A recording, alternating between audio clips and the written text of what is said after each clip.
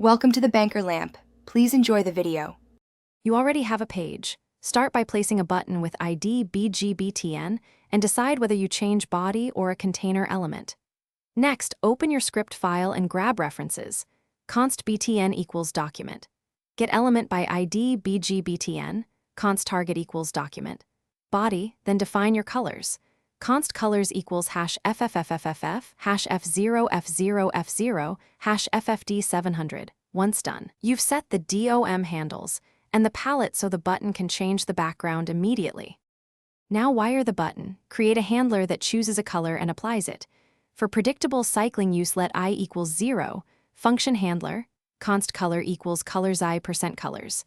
Length, target, style, background color equals color, I++, for non-sequential changes pick math, floor math, random, * colors.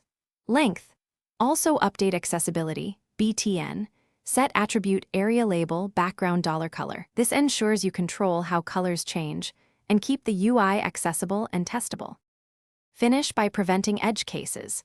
Disable the button briefly after click or use a Boolean lock to debounce rapid firing, which avoids state confusion. Make sure inline style changes win over CSS rules. If a style sheet forces color, increase specificity rather than relying on. Important.